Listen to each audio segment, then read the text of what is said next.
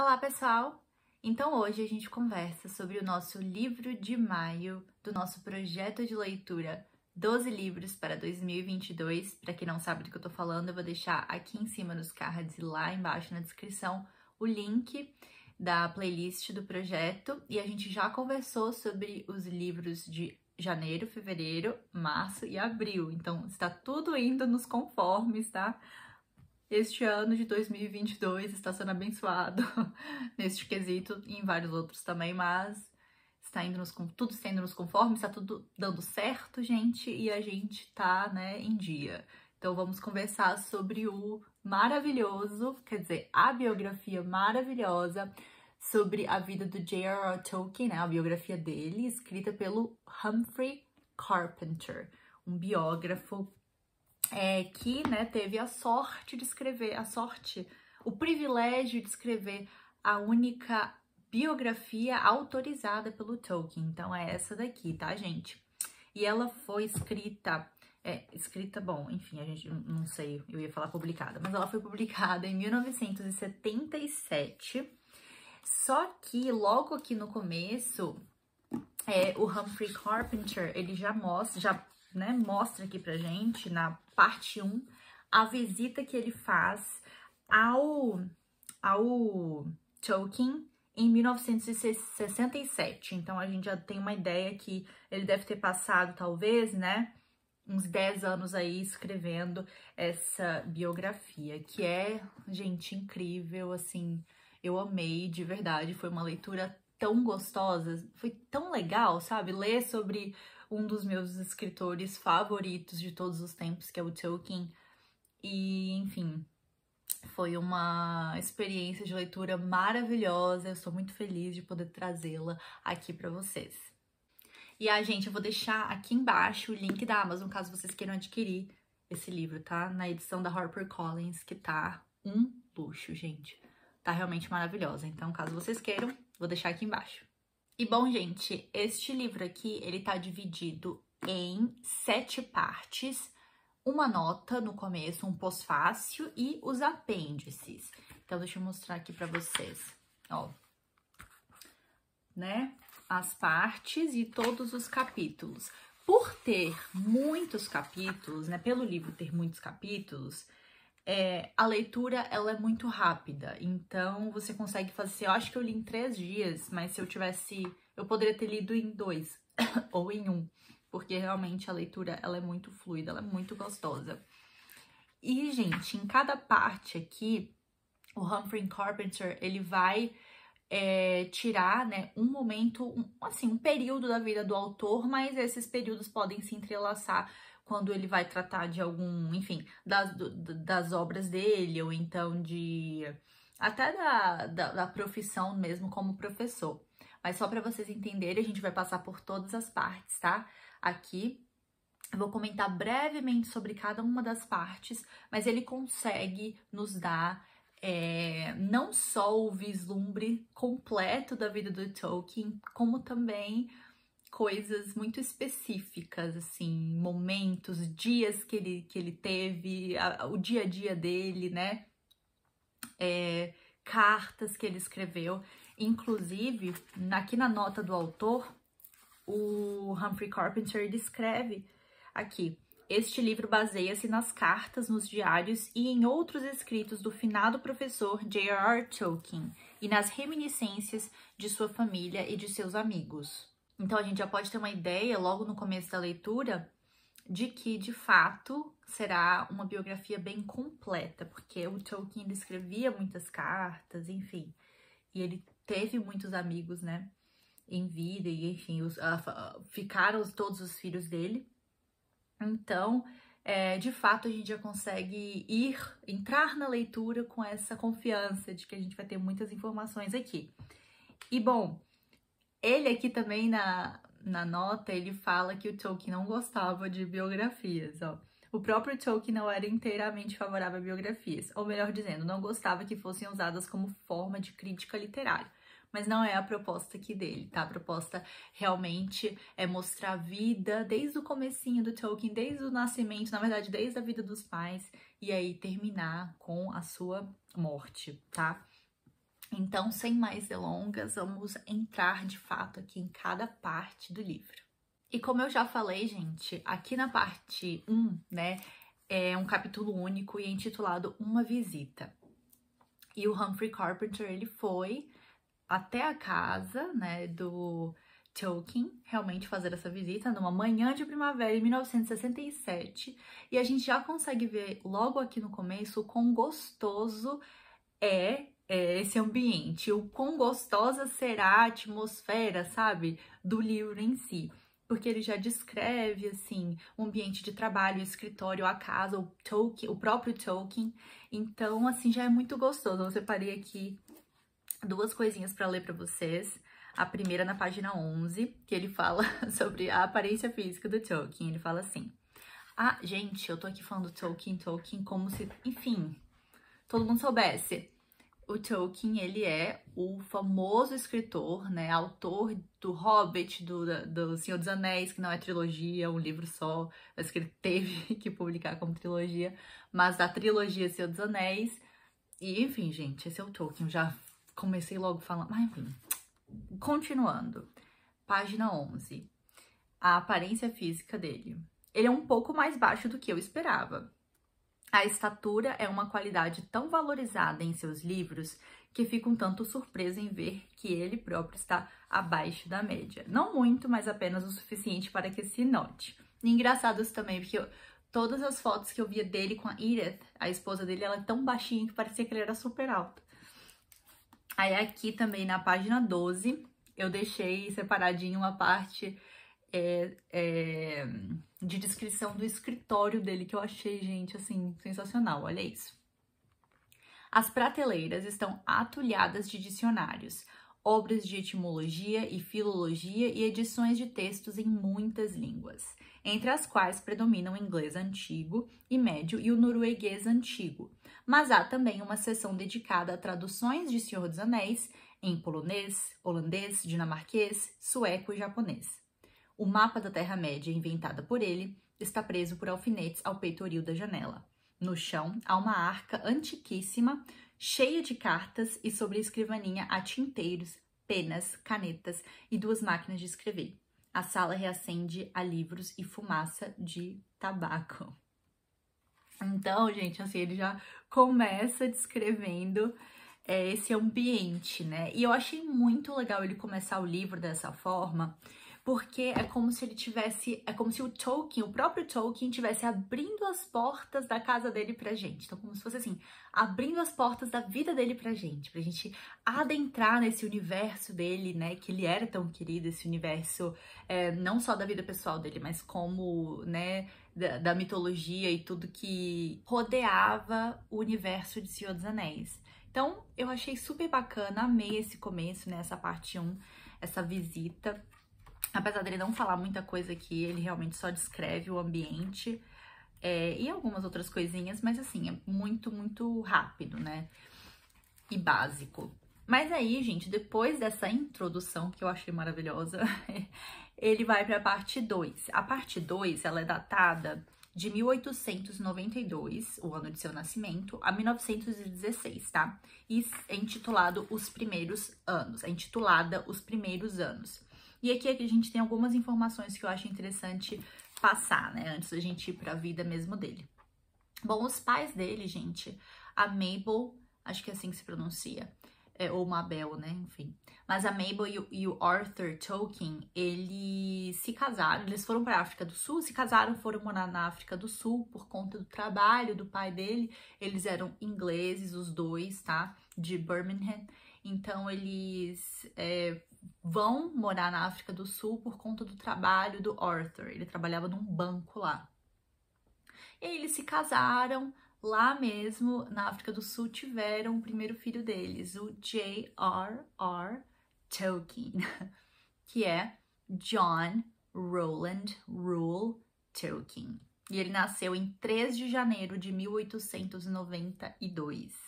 Ele era chamado muito assim pela família de Roland, que era o segundo nome dele, e por muitos amigos, enfim. Mas ele também tinha outros apelidos. Alguns chamavam de J.R.R., outros de J.R., outros de Roland, né? A maioria.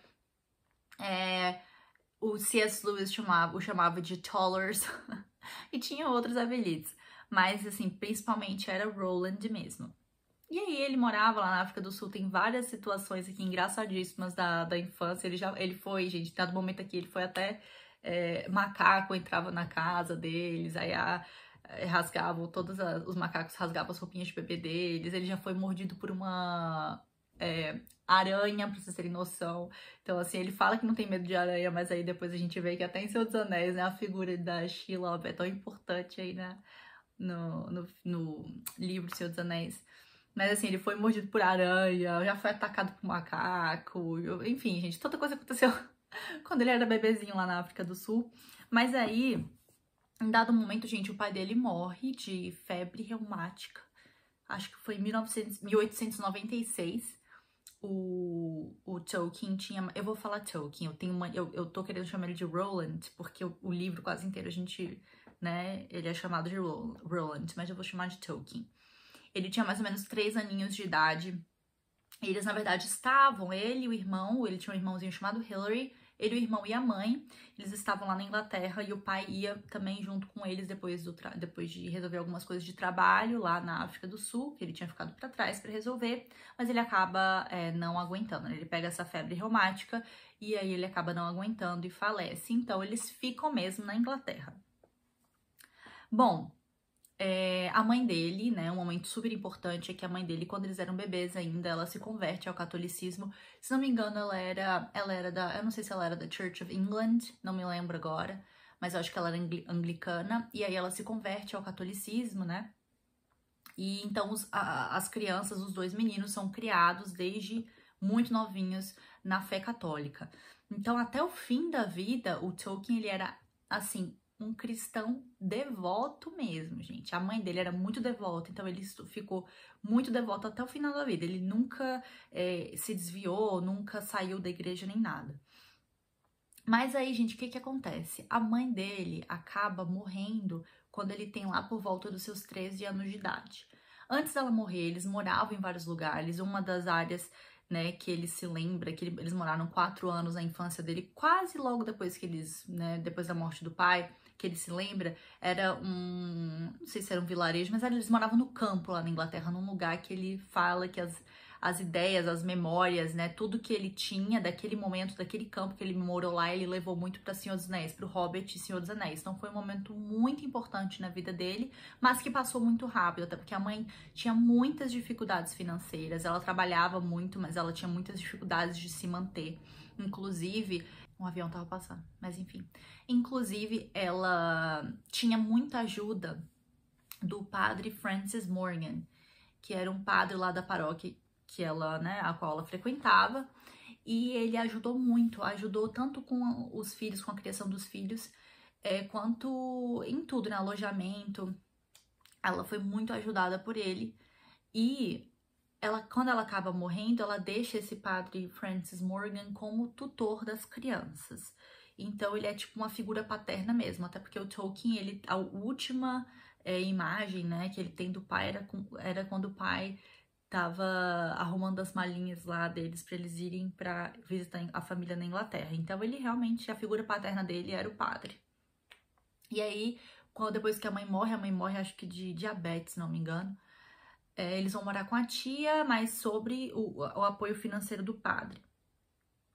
Bom, enfim, gente, aí o Roland, ele foi pra escola, né, ele ia muito bem na escola, ele estudava na King's Edward, é uma escola de prestígio lá na Inglaterra, e ele mostrava aptidão em muitas coisas, mas principalmente em línguas. Ele aprendeu grego e latim muito cedo, latim quem ensinou, mas foi a mãe, ele ia à missa em latim, então assim, o catolicismo ajudava muito, né, nessa questão do latim, mas grego ele aprendeu.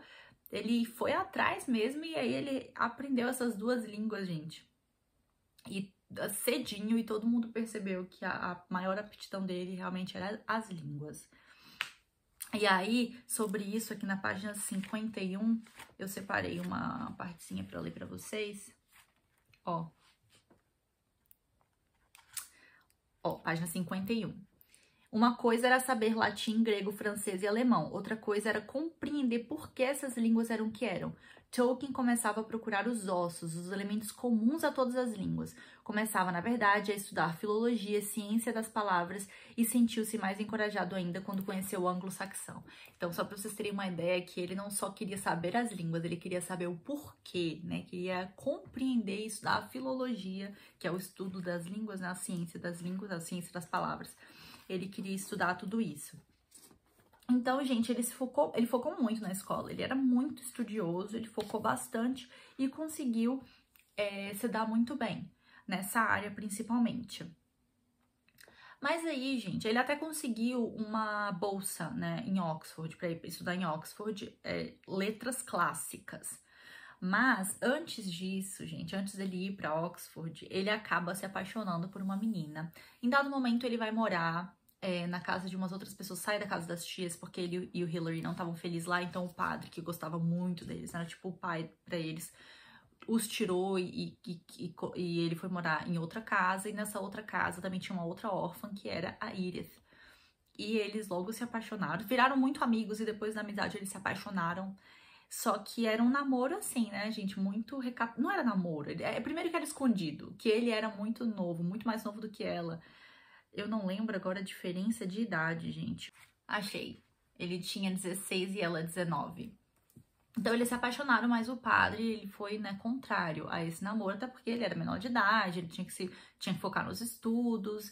Então, o padre não ficou muito a favor, não, e pediu para eles se separarem. Ele ainda deixava eles mandarem cartas um pro outro. Em dado momento, a Edith, ela vai morar em outro lugar, então vira um relacionamento escondido e à distância. E ele, né, vai fazer as coisas dele também. Então, ele, na escola, antes de ele ir para Oxford, ele fundava clubes. Tinha até um clube aqui chamado The Tea Club, que ele com os amigos dele, né, fundaram. 3 amigos, então era um grupo de 4. Então, assim, super bacana, gente, esse Tea Club que eles fundaram aqui na escola. E depois disso, ele consegue a bolsa para Oxford. Ele também jogava rugby. Ele era muito bom em esporte, ele era popular, assim, ele era tímido, recatado, não recatado, ele era tímido e mais, não sei, recatado, mas ele era também muito amigável, né, ele tinha muitos amigos. E aí, ele acaba ganhando essa bolsa em Oxford para estudar, porque ele não tinha dinheiro, e o padre também não tinha dinheiro, não era rico, então ele teve que ir atrás de uma bolsa e ele conseguiu para estudar letras clássicas lá em Oxford, né. Então, a Iris tá fazendo as coisas dela, tá morando lá com algumas pessoas, estudando música, porque ela tocava piano muito bem, e ele está em Oxford também estudando. Só que aí, gente, quando ele completa a maioridade, o padre não sabe que eles ainda estão namorando, eles se comunicam por cartas, né? Meio que prometidos um pro outro, mas sem noivado nem nada. O padre não sabe, só que aí quando ele alcança a maioridade lá em Oxford, ele manda uma carta pra Iris falando: então, alcancei a maioridade, posso me casar com você, bora, vamos casar. E aí a Iris responde pra ele assim: então, eu não sabia se você ainda me queria, né? Tava com medo, provavelmente, de ser deixada, né, gente? Até porque ela é bem mais velha do que ele. E aí ela fala: então, eu já tô noiva de outro cara. Olha o que ela fala aqui. Porém, quando Edith escreveu em resposta... Aqui, olha. Quando o relógio deu meia-noite... Gente, o bichinho esperou até meia-noite. Quando o relógio deu meia-noite, marcando o começo de 3 de janeiro de 1913, sua maioridade, sentou-se na cama e escreveu uma carta renovando sua declaração de amor e perguntando-lhe: quanto tempo mais até que possamos nos unir diante de Deus e do mundo? Porém, quando Edith escreveu em resposta, foi para lhe dizer que estava noiva e iria se casar com George Field, irmão de sua colega de escola, Molly. Então, assim, gente, o Tolkien, ele ficou muito triste quando ele leu essa carta, mas em vez de ele só deixar pra lá e falar: então, realmente, né, a gente tava... ia dar errado, porque foram 3 anos separados e à distância, não sei o que, e você tá noiva de outro, beleza. Não, gente, ele foi atrás dela, tem coisa mais romântica do que essa. Ele foi atrás da Edith e falar: não, eu quero você, eu te amo, eu quero casar com você, e é isso aí, eu sou apaixonado por você, eu quero você, você é a mulher da minha vida e vamos casar.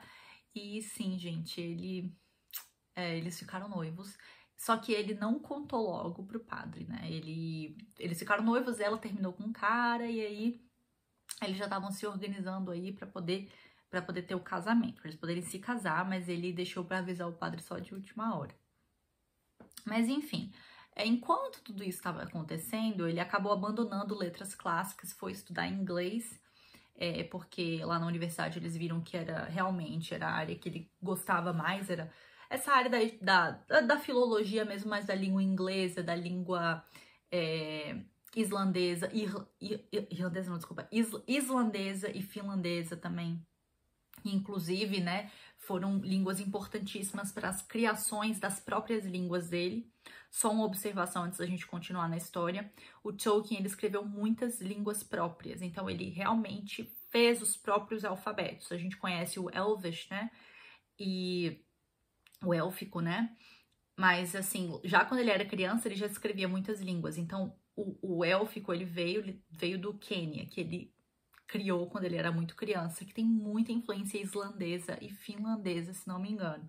Então, assim, logo nesse momento, né, que ele estava noivo dela, ele tinha mudado para letras em inglês, em Oxford mesmo. Tava entrando nessa área de mitologia, de estudar muita mitologia. Enfim, tava estudando bastante. E em vez de conseguir já logo se casar, né, ser feliz e estudar, não, gente, veio a guerra, a Primeira Guerra Mundial contra a Alemanha, e aí eles não conseguiram se casar antes. Aqui na página 111, ó, fala que ele foi pro 13º Batalhão, enfim, e acabou sendo transferido para alguns lugares, então eles não puderam se casar, então continuaram tendo esse relacionamento meio que à distância mesmo. Isso foi lá para 1916. Ele escreveu algumas coisinhas, mas aí eles acabaram se casando, né? Ele mandou uma carta pro padre, o Francis Morgan, dizendo, né, falando sobre o casamento e com medo do Francis não aceitar, porque ele não gostava muito da ideia do namoro dele com a Edith, mas ele aceitou e falou, eu quero casar vocês. Aí ele, já tô com outro padre pra casar, gente, desculpa, é de outro padre. Mas enfim, eles se casaram em 22 de março de 1916. Então, bem assim, no meio da guerra mesmo, gente. E aí, a gente já entra agora, né, na parte 3. Então, a parte 3, ela já é voltada, a gente tava agora na parte 2, eu nem sei se eu comentei. Mas a parte 3, ela é voltada para os anos de...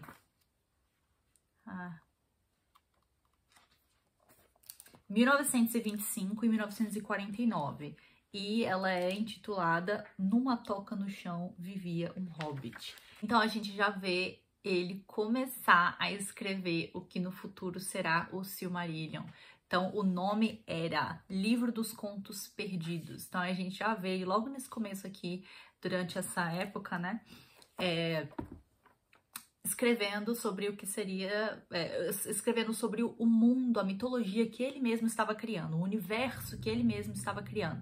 Então, eram escritos, né, não era uma história, não era certinho nem nada, eram poemas escritos que ele, só escrevia e juntava. Ia ser um livro de contos, mas tinha muito poema também, né? Ele gostava muito de escrever poemas. Então... aí logo depois ele ficou doente, acabou indo pra França, foi a guerra, gente, mas aí a saúde dele era frágil, então ele foi à França, ele acabou, né, participando de alguns momentos tensos lá, na guerra mesmo, tá, gente? Em batalha, ele participou de alguns momentos bem tensos lá, mas ele acabou ficando doente e voltando pra Inglaterra. E aí ele realmente voltou a estudar em Oxford. Só que eles ainda, nesse momento, eu acredito que eles estavam num relacionamento, gente. Eu não sei se eles estavam já morando juntos. Eles estavam à distância, né? Porque ele estava muito doente. Estava à distância porque ele estava lá na França, ele estava na guerra e também em batalhões diferentes quando ele voltava para cá. Mas aí, quando ficou de fato certo de que ele não ia voltar para a França, e que ele ia fixar a residência mesmo na Inglaterra, eles acabam fixando a residência em Oxford. Então, ele pode estudar, né, enfim, enquanto a Edith tá lá. E aí, gente, ele em Oxford tem uma vida muito interessante. Ele gosta muito da vida dele, ele tem vários clubes, né, tipo o clube do Bolinha. Ele tem vários clubes que ele ama, que são clube de estudo mesmo. Geralmente eram homens mais conservadores, cristãos, que gostavam de se reunir, comer comida boa, tomar, né, cerveja e fumar cachimbo, charuto, enfim, era o que ele mais amava fazer. O que ele mais amava fazer na vida era conversar sobre literatura, sobre filologia, ler. Eles liam poemas um do outro, liam os escritos um do outro. Então a vida dele inteira foi cheia desses clubes, né, masculinos. Então ele gostava muito. Aí um dos clubes que ele fez parte, né, foi um clube chamado Clube Vikings. Achei tão interessante, olha isso. O clube, página 148. O clube Viking se reunia para beber grandes quantidades de cerveja, ler sagas e cantar canções cômicas. Essas eram, em sua maioria, escritas por Tolkien e Gordon, um amigo dele, que inventavam versos rudes sobre os estudantes, traduziam rimas infantis para o anglo-saxão e cantavam canções de beber em nórdico antigo. Então ele amava esse tipo de vida, né? Ele virou professor da universidade, de uma universidade chamada University of Leeds. Então ele começou a dar aulas nessa área dele mesmo. Depois, lá para as tantas, ele foi chamado para ser professor de Oxford. Então, assim, eu passei mais rápido por essa parte da vida dele, mas ele estudou, se formou em Oxford, depois virou professor em Leeds, aí depois voltou para Oxford como professor. Então, basicamente, isso aconteceu na vida dele. E ele era um professor, assim, enquanto tudo isso acontecia, ele estudava muito filologia, né, muito línguas e literatura, ele escreveu algumas coisas dele também. Então, ele escrevia principalmente poemas e coisas para poder incrementar lá no livro dos contos perdidos, que é o Silmarillion, né? Então era basicamente isso que ele fazia. Ele também escrevia algumas outras coisinhas que ele gostava de mandar para revista, né? Alguns contos mais curtos que nada tinham a ver, quer dizer, que até tinham a ver com o Silmarillion, mas que não fazia parte do livro Silmarillion que ele tanto amava. Mas ele começou a escrever uma história, né? Ele casou com a Edith, que nem eu falei, eles estavam casados, eles tiveram 4 filhos. Então, foi o primeiro, acho que foi o John, depois Michael, depois Christopher, depois Priscilla. Eles tiveram esses 4 filhos. Então, aqui no final da parte 3, o autor ele faz meio que um breve resumo dessa parte, fala um pouquinho mais de coisas à frente, mas só para você ver que foi um período bem assim. A partir daí, pode-se dizer que nada mais realmente aconteceu, né? Tolkien voltou a Oxford, foi professor Rawlinson e Bosworth de anglo-saxão durante 20 anos. Depois foi eleito professor Merton de língua e literatura inglesa, né? Foi morar em subúrbio convencional de Oxford, enfim. Ele teve uma vida bem pacata, gente. Ele era um hobbit mesmo. Em vários momentos aqui ele fala que ele de fato era um hobbit, que ele gostava de quê? Ele gostava de comer, ficar em casa, ler, fumar o cachimbo dele, ficar fazendo jardinagem. Ele gostava disso, ele não gostava de grandes aventuras pra ele mesmo, não, ele gostava na cabeça dele, né? Então ele se chamava de um hobbit, assim, em vários momentos ele se chamou. E aí a gente vai para a parte 4, que é a continuação, né? Eu acho que eu tinha pulado, já tinha falado que era a parte 4? Deixa eu ver.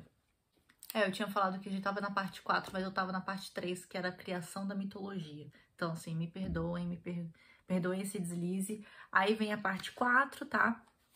E aí, a gente começa a ver mais a vida dele mesmo em si, que eu dei uma breve explicada aqui agora, mas a vida dele em si mais pacata como professor. Só que foi bem nesse momento, né, que ele começou a escrever o Hobbit para os filhos dele. Eu me cortei naquela hora que eu tava falando dos filhos, mas aí é bem nesse momento que ele começa a escrever, né? O Hobbit era uma historinha que ele contava para os filhos dele. Então, ele acabou escrevendo e virou a história mesmo, né? Que demorou até um tempo para ter um final, na verdade. Ele não fez a história, assim, de uma sentada só e mandou publicar, não. Mandou para as editoras, não. Foi um pouco mais, assim, complicado do que isso. Mas antes da gente chegar na parte do Hobbit, né? Olha que interessante, gente. Aqui, nessa parte 4... o Humphrey Carpenter trouxe pra gente um dia inteiro com o Tolkien. Então, nesse dia inteiro, a gente acompanha o Tolkien tudo, desde a hora que ele acorda até a hora que ele vai dormir. E foi, assim, de longe, uma das melhores partes do livro pra mim. Gente, todo livro eu acho que é muito bom. Eu gostei do livro inteiro. Sério, muito, muito bom. sensacional a vida do Tolkien, saber como ele viveu. Dei altas risadas aqui. Mas aí uma coisa que eu achei muito legal aqui foi que o final do dia dele, desse dia aqui, né, que o Humphrey Carpenter escolheu pra descrever aqui pra gente, é sensacional. É ele começando a escrever o Hobbit. Olha isso aqui. Edith foi se deitar e a casa está às escuras quando ele chega. Atiça o fogo na estufa e enche o cachimbo. Sabe que deveria trabalhar um pouco mais em suas anotações para a aula de amanhã seguinte, mas não resiste à tentação de desenterrar da gaveta o manuscrito semi-acabado de uma história que está escrevendo para divertir-se e aos filhos, porque ele também se divertia. Provavelmente, ele suspeita, é uma perda de tempo. Se pretende dedicar alguma atenção a esse tipo de coisa, deveria fazê-lo com o Silmarillion, né? Que já tava com o nome de Silmarillion aqui. Então ele, poxa, é uma besteira, eu podia estar trabalhando, eu podia estar escrevendo Silmarillion, que era o amor da vida dele, era o Silmarillion. Mas algo o atrai de volta, noite após noite. Aquela historinha divertida. Pelo menos ela parece divertir os meninos. Senta-se à escrivaninha, coloca uma ponta nova na pena, que ele prefere a caneta tinteiro. Desatarracha a tampa do tinteiro, pega uma prova velha, que ainda traz no verso o ensaio de um candidato sobre a Batalha de Maldon, então ele sempre escrevia as coisas atrás das provas dos alunos, inclusive Senhor dos Anéis. Mas enfim, e começa a escrever. Aspas. Quando Bilbo abriu os olhos, perguntou se de fato fizera isso, pois estava tão escuro quanto de olhos fechados, não havia ninguém por perto, imagine só seu susto. Vamos deixá-lo agora. Agora é o autor, né? O escritor aqui, o biógrafo falando com a gente, ó. Vamos deixá-lo agora. Ele continuará sentado à escrivaninha até 1h30, 2 horas da madrugada, ou talvez até mais tarde ainda, o silêncio interrompido apenas pelo arranhar da pena sobre o papel, enquanto a sua volta Northman Road dorme. Então, gente, ele... né, começa a escrever aqui, a gente acompanha o dia inteiro dele trabalhando, né, fazendo um monte de coisa, e no final ele sempre chegava em casa e ficava escrevendo até 2 horas da manhã o Hobbit. Então, assim, gente, ai, sensacional, de verdade. E aí, a gente já é apresentado aqui, né, logo aqui, tem uma página depois, sobre a amizade dele com o Lewis. Então, a gente tem um capítulo aqui só para o Lewis, mas antes a gente é apresentado essa amizade. E por que eles, né, se tornaram tão amigos? Eles tinham muita coisa em comum. Os dois gostavam de se vestir da mesma forma, eles eram conservadores, eles eram, assim, pacatos, pacatos, vírgula, né? Eles adoravam sair para tomar uma cerveja, conversar, mas eles gostavam dos clubes, né? Eles gostavam, clube do Bolinha, gostavam de fumar, enfim, eles tinham muitas coisas a ver, e eles se tornaram muito amigos. Acho engraçado o jeito deles se vestirem, gente. Tem uma passagem aqui que eu ri tanto, que eles eram super conservadores na hora de se vestir, né? Ele e o C.S. Lewis. E aí, olha o que ele fala aqui. Ai, gente, naturalmente, sua maneira de se vestir, página 170, sua maneira de se vestir era, em parte, o resultado das circunstâncias, da necessidade de sustentar uma família grande com uma renda relativamente baixa que não lhe permitia gastos, né? Gastos pessoais extravagantes. Mais tarde, quando se tornou um homem rico, ele, sem dúvida, permitiu o luxo de usar coletes coloridos. Mas sua escolha de trajes de meia-idade era também um sinal de aversão pelo dandismo, né? Sentimento que compartilhava com C.S. Lewis. Nenhum deles suportava qualquer afetação do vestuário, que lhes parecia algo pouco masculino e, portanto, censurável. Lewis levou essa postura ao extremo, não somente comprando roupas indiferentes, mas também as usando com indiferença. Tolkien, sempre mais exigente, ao menos mantinha passadas as suas calças. Então, o Lewis, ele se arrumava, era todo desarmado. Mas eles tinham essa questão bem conservadora assim deles. Inclusive, gente, o Tolkien, ele era, assim, bem conservador politicamente também. Aqui na página 177 ele fala o seguinte: não sou democrata, nem que seja apenas porque a humildade e a igualdade são princípios espirituais corrompidos pela tentativa de mecanizá-los e formalizá-los, com o resultado de que conseguimos não pequenez e humildade universais, mas grandeza e orgulho universais, até que algum orc apodere-se de um anel do poder, e então estamos ficando com a escravidão. Então ele já via bem pra frente, né? Ele também era extremamente devoto, como eu falei, né? Seu compromisso com o cristianismo, e em particular com a Igreja Católica, era total. Então, ele era muito, muito devoto, né? Muito cristão, muito conservador. Então, assim, ele e o Lewis tinham muito essa visão juntas. Mas ele era extremamente brincalhão também, gente. O Tolkien, ele era brincalhão, gente. No nível, assim, ele fazia cada... Nossa, ele era serelepe em vários momentos. Eu dei cada risada aqui com ele, sério. Achei muito sensacional. Ele entrava nas salas de aula, dando aula, tipo assim, meio que atuando, sabe? Beowulf, ele era muito entendido do poema, né? É poema, né? Beowulf, não sei muita pronúncia, mas ele era muito entendido e ele dava aula sobre ele. Então, enfim, ele chegava lá atuando, fazia atuações, né, gente? Muito engraçado, cada uma coisa mais engraçada do que a outra que ele fazia aqui. Enfim, ele era brincalhão também, apesar de ser muito conservador, né? E muitas das vezes muito quieto no canto dele. Mas aí depois desse momento aqui, né, que a gente é apresentado pra amizade deles, a amizade deles, a gente tem um capítulo só para o C.S. Lewis. E o nome dele é Jack, porque era assim que o C.S. Lewis era chamado por amigos, né? Então, eles ficaram muito próximos. Acho que foi o melhor amigo do Tolkien por muito tempo. Eles eram amigos muito próximos mesmo. Em dado momento, né, na vida deles, eles acabaram se afastando, mas foi mais orgânico, não foi por causa de nenhuma briga específica, não. Foi mais orgânico no final da vida dele. Algumas desavenças, principalmente em relação aos escritos um do outro, né? Eles acabaram se afastando. Algumas pessoas falam que foi porque o Tolkien acabou levando o Lewis para o cristianismo, e é verdade, né? Aqui na página 202 e 203 a gente tem momentos de conversão aqui. O Tolkien, o outro amigo deles, chamado Dyson, tentavam sempre converter, né, o Lewis ao cristianismo.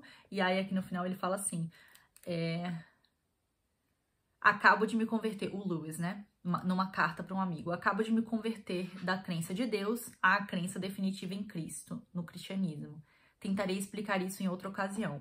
Minha longa conversa noturna com Dyson e Tolkien teve muito a ver com isso. Então, muita gente fala que teve muito a ver com... Porque o Lewis decidiu não seguir no catolicismo, né? Ele se converteu e assistia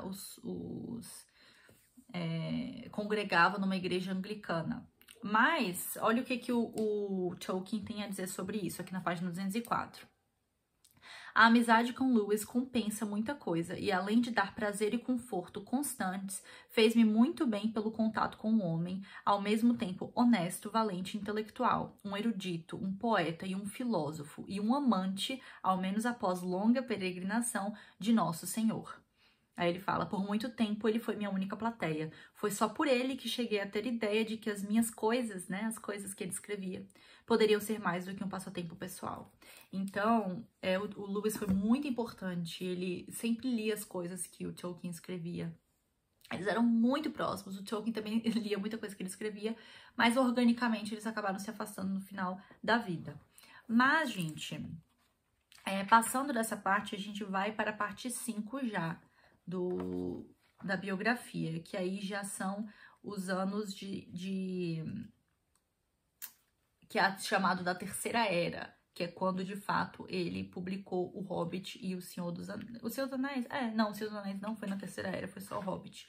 O Senhor dos Anéis foi bem depois. Então, gente, ele escreveu O Hobbit, acabou sendo... Eu não vou entrar muito em detalhes para o vídeo não ficar muito longo, mas ele acabou, muita gente acabou se interessando, inclusive o filho de um editor, né, lê o Hobbit, e ele fala uma coisa tão bonitinha sobre o Hobbit, gente. Eu vou ter que ler pra vocês. Eu tô lendo muito, mas eu vou ter que ler pra vocês. Aqui na página 246, o menininho, depois de ler o Hobbit, fala assim: Bilbo Bolseiro era um hobbit que vivia em sua toca de hobbit e nunca saía para aventuras. Finalmente, Gandalf, o mago e seus anões o persuadiram a ir. Foi muito emocionante combater contra goblins e wargs. finalmente chegaram à Montanha Solitária. Smaug, o dragão que aguarda, é morto e após uma espetacular batalha contra os goblins, ele voltou para casa. Rico! Esse livro, com a ajuda de mapas, não precisa de nenhuma ilustração. É bom e deve agradar a todas as crianças entre 5 e 9 anos. Ele tinha 10 anos quando escreveu isso aqui, gente. Eu achei sensacional. Bom, enfim, no final das contas, o Hobbit foi publicado. Ele foi publicado em 1937. Muita gente gostou muito. Só que aí, gente, começaram a pedir uma continuação. E o Tolkien não sabia o que escrever. Ele não sabia, assim, o que escrever depois. Então ele tentou fazer o Silmarillion várias vezes ser publicado, as editoras não queriam Silmarillion de jeito nenhum, porque, tipo, não era uma, né, continuação, é meio que uma enciclopédia, né, cheia de poemas, histórias, enfim, sobre o universo Senhor dos Anéis, sobre a mitologia do Tolkien, mas não era uma continuação do Hobbit. Então ele demorou um tempão para poder decidir qual seria a continuação, aí decidiu que seria o Senhor dos Anéis, né, que não tinha esse nome, era um livro só. Mas para vocês terem noção, Senhor dos Anéis foi publicado em 1954, então depois da Segunda Guerra Mundial, né? Ele publicou o Hobbit em 1937, veio a Segunda Guerra Mundial, ele ficou escrevendo o Senhor dos Anéis esse período inteiro, tá? Apesar dele falar várias vezes que não teve nada a ver com a Segunda Guerra Mundial, assim, a guerra, né? O Anel, Mordor, Sauron, não tem nada a ver com a Segunda Guerra Mundial. Na verdade, tem muito mais a ver com a parte espiritual da coisa, muito mais profundo, né? É bem assim, não tem Deus explícito lá, não tem Cristo, a figura de Cristo explícita lá, mas é basicamente assim, ele se influenciou muito, né? Ele teve uma influência muito grande da fé dele para poder escrever Seus Anéis. Então ele fala em vários momentos aqui que não foi uma arma política nem nada do tipo, não foi um livro sobre a guerra, nem nada do tipo. Muita gente tentou falar que foi, mas não foi. Mas, enfim, ele acaba, né, publicando o Senhor dos Anéis só em 1954, gente. Aí foi lançado e ele fez muito sucesso, fez um sucesso razoável na Inglaterra. Muita gente gostou, queriam, né, que fosse publicado o resto do livro, porque, na verdade, foi uma odisseia para publicar Senhor dos Anéis, porque ele queria publicar Senhor dos Anéis junto com Silmarillion, e aí a editora não queria, e ele só queria publicar um se fosse com o outro, aí a outra editora que ele foi também não quis, aí quis que ele cortasse Senhor dos Anéis. Enfim, foi uma confusão. Depois ele voltou pra editora antiga dele e falou, tá bom, eu publico só Senhor dos Anéis. E aí eles não pediram pra ele cortar nada do livro, só que só pediram pra ele separar, né, em 3. Inclusive, quem ajudou ele, né, a fazer toda a publicação de Senhor dos Anéis foi o menino que leu o Hobbit pela primeira vez, o filho do editor, que se tornou editor também naquela editora, e aí ajudou o Tolkien. Então ele falou, você vai ter que dividir o seu livro em 3 livros. Então eles dividiram, decidiram quando um livro começaria, terminaria, quais seriam os subtítulos, né, Sociedade do Anel, As Duas Torres e O Retorno do Rei, e aí ajudou o Tolkien a publicar. Ele publicou em 54, e foi um sucesso na Inglaterra, mas ok, foi um sucesso ok, sabe? Acabou, né, teve que foi esgotada a edição, a tiragem, né, teve que pedir uma outra tiragem. Só que aí, quando foi para os Estados Unidos, gente, aí que o negócio, assim, saiu do controle. Porque os americanos ficaram loucos com o Senhor dos Anéis. E ele ficou muito famoso mesmo. Muito rico. Ele chegava a responder as cartas dos fãs, gente. Os fãs enviavam cartas e cartas e mais cartas pra ele. E ele respondia todas. Gente, era muito bonitinho. Eles escreviam assim, eu posso dar o nome do meu boi de Rivendell, do meu rebanho aqui de Rivendell? Aí ele escrevia, não é melhor uma palavra, né, que a etimologia seja mais parecida com touro ou quem sabe rebanho? Então ele tomava assim todo o cuidadinho do mundo para pegar as cartas e escrever uma por uma, gente, até o momento que ele não conseguiu mais, que era tanta gente falando com ele. Ele ficou tão famoso que a gente ia na casa dele falar com ele. Ele ficou aterrorizado com isso, né, gente? Porque assim, um senhorzinho, né, ele já tinha uma certa idade nessa época, né, enfim. Mas a coisa boa foi que fez muito sucesso, né, nos Estados Unidos, foi uma coisa de louco, o povo se vestia, né, dos personagens, enfim, mandava foto pra ele, vestido dos personagens, e ele ficava assim, gente, que isso? E aí, depois desse sucesso louco, estridente aí nos Estados Unidos, aí lá na Inglaterra, que veio com muito, muito sucesso também, mais ainda do que estava antes, E aí, gente, pro resto da vida ele realmente virou um homem rico, enfim, né? O sucesso fez muito bem pra ele, mas ele era uma pessoa muito desapegada, então todo o dinheiro que ele fazia, ele gostava de pagar a escola pros netos, ele gostava de comprar um carro pros filhos, comprar casa pros filhos, comprar coisa boa, roupa pra esposa dele, então ele era muito caridoso, sabe, com o dinheiro dele. Mas ele gostava, o que ele gostava mais de fazer com o dinheiro dele era comer bem e beber vinho e cerveja, era o que ele mais gostava de fazer. Mas ele teve uma vida muito confortável no final. A mulher dele acaba morrendo lá com 81 anos de idade, gente. E aí, algum tempo depois, ele também morre. E ela morre, se não me engano, de... Ai, não lembro agora do que ela morre. Mas ela... Não lembro agora do que a esposa dele morre, mas eu sei que ele morre de uma úlcera gástrica lá com hemorragia que ele teve, e depois ele teve uma infecção no peito, foi bem triste, a morte dele foi bem repentina. Ele tava sem a esposa havia alguns anos, mas a morte dele ele não esperava que ele iria morrer naquele momento, realmente foi repentino, sabe? Ele não tava doente, nada do tipo. E ele tava também, finalmente tinham pedido pra ele escrever, depois do sucesso de Seus Anéis, pra ele publicar o Silmarillion, mas ele teria que terminar o Silmarillion, né, gente? Mas ele não conseguiu, ele era um pouco desorganizado, ele não tinha muito foco, então ele tava muito assoberbado com muita coisa e acabou não publicando em vida o Silmarillion, que é uma pena, porque a gente, lendo aqui essa biografia, a gente vê que era o amor da vida dele. O amor da vida dele era a Edith, né? Inclusive, na lápide dela, gente, tá o nome de Lúthien e na dele tá Beren, né? Que era o poema de Silmarillion, que é a história de amor entre o humano e a elfa. Lindíssimo. Mas, enfim, o amor da vida dele era Edith, mas o segundo amor da vida dele era o Silmarillion. E ele amava, assim, mais do que tudo. Ele passou a vida dele inteira escrevendo Silmarillion e ele não conseguiu publicar. Mas pelo menos o filho dele, né, o Christopher, que organizou todas as coisas que ele escreveu, ele era bem bagunceiro, tá? O escritório do Tolkien, gente, era uma zona. Então ele era bagunceiro, desorganizado. E o Christopher, a gente tem muito apreço por ele, mais ainda agora do que tinha antes, porque eu sei que ele pegou todas as coisinhas do pai e organizou pra poder publicar e publicou o Silmarillion, né? Que foi, assim, era o grande sonho da vida do Tolkien, era ter o Silmarillion aí publicado. Mas, gente, é isso. Tentei fazer um vídeo curto, mas não sei se deu muito certo. Mas, gente, ó, sensacional, livro incrível, recomendo muito, muito, muito que vocês leiam, tá? Gente, é a vida do Tolkien, não tem muito o que falar. É um dos meus autores preferidos, um dos meus escritores preferidos. Se for o seu também, não perca tempo. Esse livro é super fácil de ler. Eu não gostei de algumas coisas dessa edição, porque eu achei que a revisão, assim, poderia ter sido melhor, mas fora isso, achei maravilhosa. E é isso, gente, ó, recomendo fortemente que vocês leiam.